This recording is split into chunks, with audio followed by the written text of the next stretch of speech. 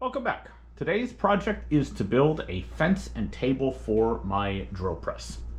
I don't really need a table per se. What I really need is a fence that I can align perfectly with this outfeed piece so that I can move a piece of wood across this and make sure that all of the lines, or all of the holes rather, are in line.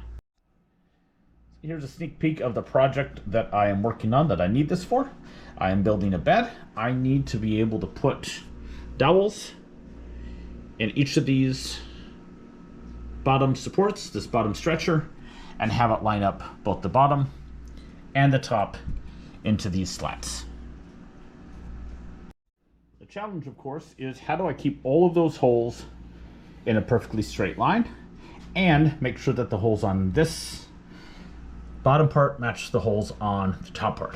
The best way that I've come up with to do that is on the drill press, because I can guarantee that everything is the same distance this way and then mirror image it on the other end.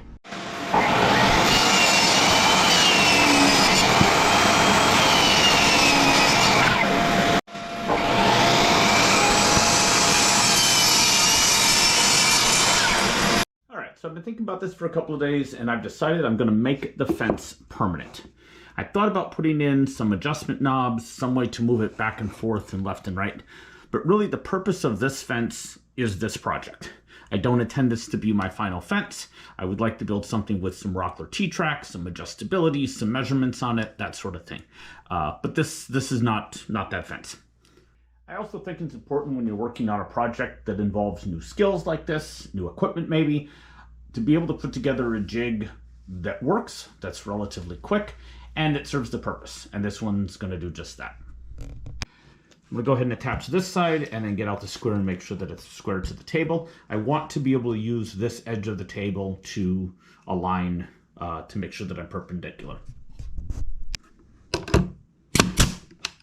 When building something like this, it's a good idea to keep in mind what your reference angle is.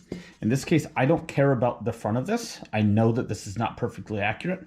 What I care about is this and this. All right, so everything is squared up, solid here, and clamped to that side. So when I flip this over, nothing should move.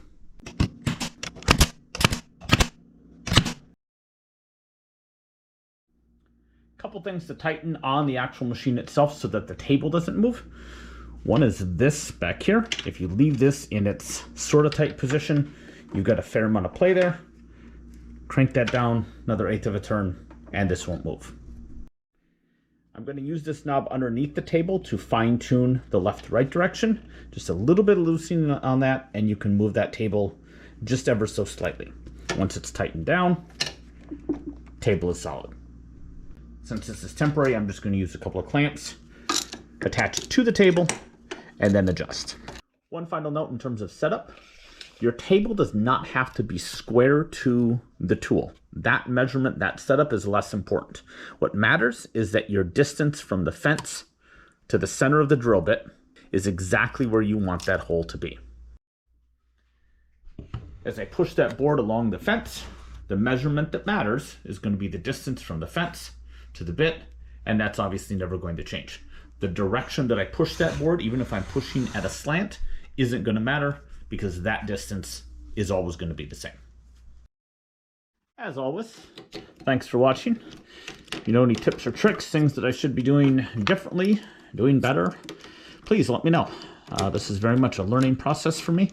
Something I very much enjoy, but something that I'm learning as I go.